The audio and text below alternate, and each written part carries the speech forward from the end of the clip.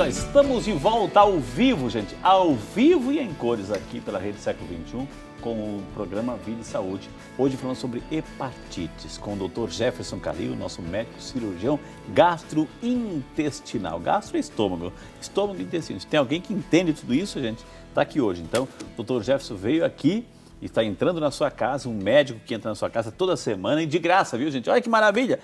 Toda semana um médico entra de graça para ajudar você. Então, você quer saúde? Quem não quer saúde? Quem gosta de ficar doente? Eu não gosto. Você gosta? Não. Então, vai ligando, vai perguntando, liga para o seu vizinho, liga para o seu vizinho. Olha, é o programa de fígado hoje, você tem esse problema.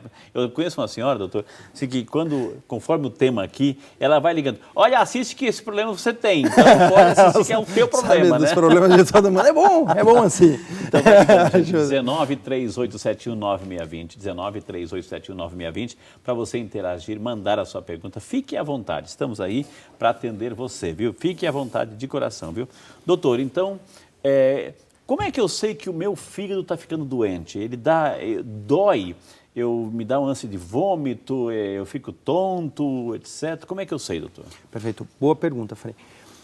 Na verdade, a doença hepática, ela é silenciosa, a crônica. Ela é silenciosa. Ela é tal como diabetes, a hipertensão, problema do colesterol. Ela é silenciosa. Muitas das vezes, a pessoa sente uma canseira, são sintomas inespecíficos, uma fadiga, mas não conseguem atribuir isso. Porque, por exemplo, cansaço, fadiga, hoje, estilo de vida, certo, pode ser isso. Então, não dá para... Estresse, fatores emocionais. Não dá para atribuir. Eu sempre falo assim, às vezes os pacientes reclamam de refluxo, falam, doutor, estou com doença no fígado. Eu falo, não é do fígado, é o refluxo, o gosto amargo que volta.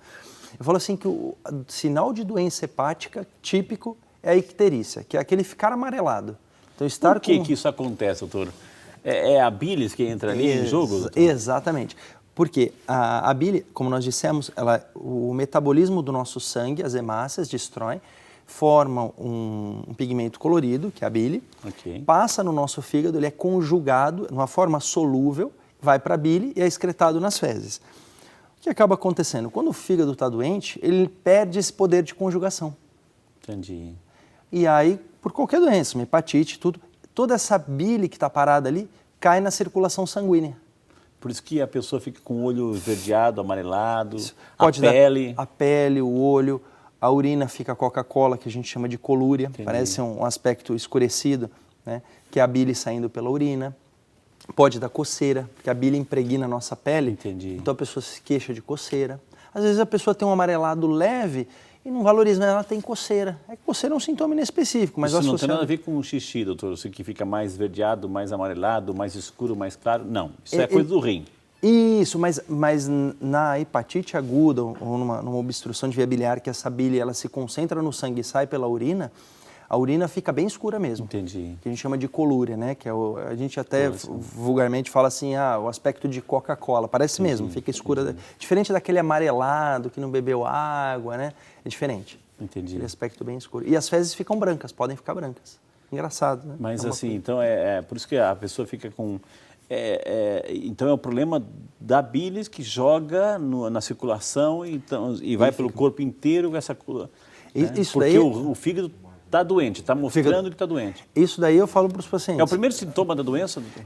Na verdade, as hepatites, ela tem algumas fases, que é a incubação, que a pessoa teve o contato, por exemplo, no caso viral, a pessoa pegou o vírus, mas ainda não manifestou nada. Então está quietinho, não sente nada, pode sentir uma moleza, um mal-estar, bem inespecífico. Existe a fase pré-ictérica, antes da icterícia, antes do amarelo, que são geralmente sintomas vagos, perda do apetite, mal-estar, dor muscular, né? Então, são sintomas que não são atribuídos ao fígado. Pode dar um pouquinho de dor do lado direito. Existe algum exame de sangue, o famoso hemograma, que eu faço e pode detectar alguns valores que o meu fígado não está bem? Pode, e nós pedimos. Muitos pacientes vêm nos procurar para pedir isso, né? Então, basicamente, como que a gente sabe a condição do fígado? Através de um exame de imagem, que inicialmente a gente usa ultrassom, disponibilidade, não tem radiação, é bem tranquilo. Então, ultrassom e os exames de sangue, que são os famosos TGO, TGP, fosfatase. TGO, TGP são os principais. A gente usa fosfatase alcalina, gama-GT e a própria dosagem da bilirrubina. Entendi. Que é o indicador se está normal ou não. Esses nomes aí dizem respeito ao fígado, então? Ao fígado. São exames muito característicos do fígado. Podem estar elevados em outras doenças?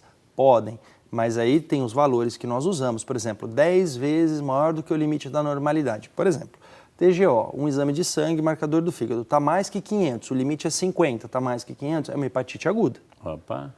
Então, não é uma doença secundária que aumentou secundária, não, é uma hepatite aguda. Entendi. Então, nós usamos alguns valores de corte. Então, TGO, TGP, que são os marcadores do fígado, os dois estão elevados. Então, a doença está no fígado. Entendi. Então, quando você pega um exame de sangue lá, TGO, TGP, né, sabe que vê lá os números, tem um limite, né, de tanto a tanto. Se está na normalidade, fica tranquilo, teu fígado está funcionando. Se está fora disso, opa, o teu fígado está dando socorro aqui. Agora, o senhor falou, doutor, assim, virais, né, as principais causas virais. Viral da onde? Do quê? Né? Esses vírus, nós usamos basicamente 5 letras, né, as 5 primeiras letras do alfabeto. A, B, C, D e E. Aí são hepatite A, hepatite B, C e D. E. E existe até uma variante que a gente chama de não A, não B, não C, não D, não E. Na verdade, ninguém nunca provou, né? Porque ninguém nunca viu esse vírus. Mas parece uma hepatite viral. Então, na verdade, é uma entidade que é muito questionável. Quando a gente não acha a causa, não acha o vírus, a gente chama assim. Mas o clássico é A, B, C, D e E. Por exemplo, vírus. Eu vou citar aqui um vírus influenza, o vírus da gripe. Vai provocar alguma hepatite dessa ABCDE ou não? Não é esse tipo de vírus? Tem algumas doenças que podem provocar hepatites. Por exemplo, a febre amarela é um vírus. Tá. Um quadro viral que pode dar uma hepatite, né? Então, um quadro viral sistêmico, uma gripe muito forte, pode dar falência hepática, uma hepatite secundária ao quadro, pode. Né? O que a gente fala é que vírus tem uma variedade muito grande na natureza, mas assim, eles têm um tropismo pelo órgão. Tá. E se ele tiver um tropismo pelo fígado, ele pode dar. Enumerá-los aqui é um pouquinho difícil, tem algumas doenças mais comuns, né? Mas me desculpe, doutor, imagina! Agora, por exemplo, hepatite A, B, C, D e E. A. O vírus, o que causa uma hepatite A? Hepatite, eu brinco que as vogais, né? A e E são hepatites que nós não pegamos por furo. Não, essa não. É aquela que nós pegamos pela boca. Então, ela é contaminação. Uma pessoa doente que está com uma infecção por hepatite A ou E. Vai tossir? Vai nas fezes. Porque o vírus vai para o fígado, ele é excretado na bile ele vai no intestino e sai nas fezes. Tá, mas ninguém vai pegar fezes, doutor, assim, como é que é? Mas a pessoa usa o banheiro, não lava a mão direito. Ah, viu só, gente? Agora começa a entender as coisas. Assim. Não é que a pessoa vai mexer com as fezes, isso não é higiênico, assim, mas... A pessoa usou o banheiro, não lavou a mão adequadamente, foi preparar algum alimento, está com o vírus na mão, ela espalha o vírus naquele alimento, todo mundo que ingerir vai pegar. Todo mundo? Todo mundo que ingerir vai pegar. A não ser quem já esteja imunizado, que já pegou antes. Entendi. Mas quem nunca pegou... A gente já vai falar de vacina, fica tranquilo que a gente já vai falar de vacina. Enfim. Então essa é a...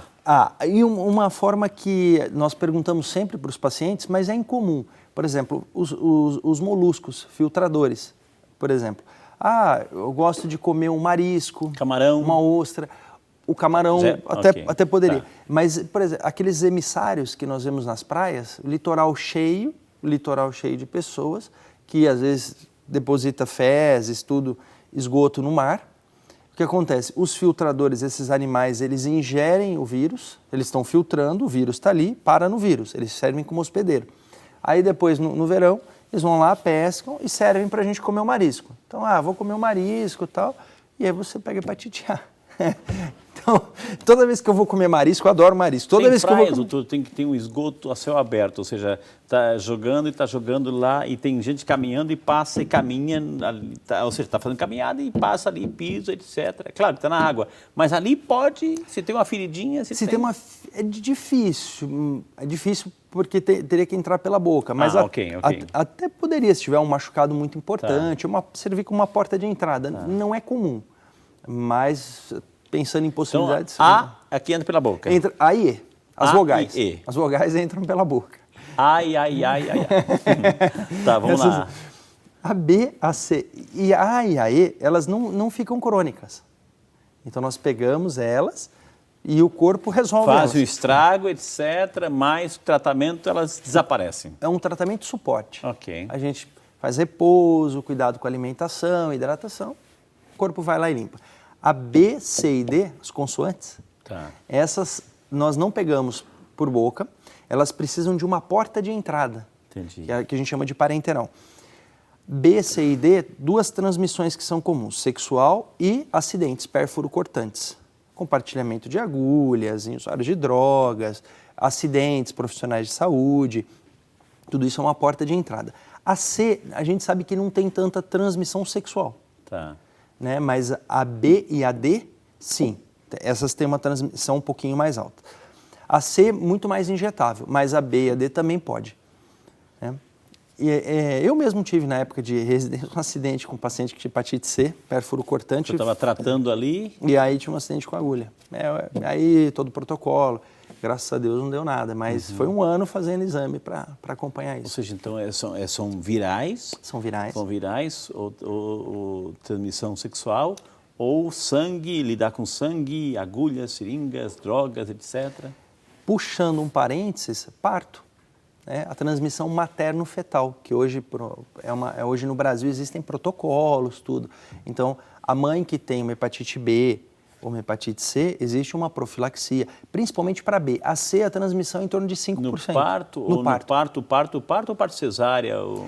A via de parto não tem tanto problema. Okay. O problema é aquele parto trabalhoso, né? Que sangrou muito, manipulou muito, né? Teve muito contato de sangue para criança. Isso poderia. Na hepatite B, faz a imunoglobulina, que é o anticorpo pronto, dá para a criança, e dá a vacina na criança. A hepatite C não tem esse protocolo, é mais tranquilo e a transmissão é 5%. E cronifica muito pouco na criança. A hepatite B, mais de 90% cronifica. Então, se um bebezinho pegar, vai ter uma chance muito grande de ter uma hepatite B crônica. Pro resto da vida. Pro resto da vida. Tem que tomar, tem que se cuidar, tem todo um protocolo de tratamento, de cuidados pro resto da vida, doutor. O que acaba acontecendo é que nas infecções, a pessoa teve o contato com a hepatite B. 7%, algumas séries um pouquinho mais, que cronificam. Então, a grande maioria tem o contato e mata o vírus. Doutor, situações assim no dia a dia, por exemplo, muita gente tem em casa, né, e às vezes é da família toda, o cortador de unha e vai compartilhar. Você tem coisa, empresta para mim, entendeu? Não está esterilizado, está lá guardado, etc. O vírus pode estar ali? Frei, isso é uma fonte de contaminação. Entendi. Para hepatite B, C e D. Essa é uma fonte, né, que pode passar. A C, até um tempo atrás, nós não sabíamos muito bem, mas essa transmissão de cortantes, sim. A B também tem uma alta transmissibilidade. Pessoal, doutor, eu fico imaginando situações assim, ok, o corte tem exposição, mas uma na gengiva, etc., também? Sim, são formas de contaminação. Ok, a pessoa tem um corte na gengiva, etc., vai fazer carinho em alguém, vai dar um beijo, aí tem um contato, aí pode... Pode passar. No próprio estabelecimento de saúde, né? Se pensarmos assim em manipulação de dentista, médico, se não tiver um adequado segmento das normas de vigilância sanitária, de descarte, de esterilização, é uma forma de contaminação. Eu vou ter que dizer isso, eu até peço desculpa aquilo que eu vou contar, para perguntar para o doutor, porque também é uma questão de saúde pública, é uma questão de alerta, de informações. Estamos aqui para trazer essas informações. Doutor, a gente vê, a gente ouve, né, situações assim da nossa querida e abençoada e maravilhosa juventude, mais nessa fase, enfim, os mais solteiros. De repente vão na balada e se ufano assim, hoje eu beijei 30, né? Eu beijei 10, eu beijei isso e aquilo, e se ufano e vangloriam, porque essa trocação de saliva ali, porque beijou, isso pode ser assim, doutor, uma festa para os vírus, doutor? Pode, né? O que precisaria para ter a contaminação efetiva seria uma porta de entrada, né? Então teria uma porta de saída. Uma gengiva, alguém que tem uma gengivite sangrando, que está sangrando, já é uma porta de saída e outra de entrada. E aí também já pode passar para o outro? Pode passar. Isso pode ter essa disseminação, sim. Gente, isso pode ocorrer. Desculpa, mas eu tenho que dizer, porque é uma realidade que acontece, porque de repente são meios de transmissão, porque essas virais são altamente transmissíveis. Transmissíveis. Aí nós temos a B, a C, 50% a 85%, cronificam. Então, uma vez que pegou a hepatite C, a chance do corpo matar ela é muito menor. A hepatite B a maioria mata, a hepatite C não. Ela fica ali, dificilmente. A e E, que são transmissão oral, alimentos, etc., aí o organismo trata... Limpa todas, nenhuma cronifica. Uma pessoa, olha o absurdo da pergunta, pode ter o alfabeto inteiro, ou seja, A, B, C, D, pode ter? Poderia ter tido infecção pela A e E, B e C. Juntos? Poderia. E isso é um gancho para nós falarmos da hepatite D, poderia. Apesar de não então, ser guarda comum. Guarda aí. Está curioso, é um eu também estou. Então, o próximo bloco entra em cena a hepatite D, né? Então, aí, as virais, assim, as portas. Vai fazendo a sua pergunta, gente, vai interagindo conosco. Eu sei que você tem dúvida, então vai ligando para a gente. Aproveita o intervalo agora para fazer a sua pergunta. O seu pedido de oração também é importante, viu? A gente volta já só para você, viu?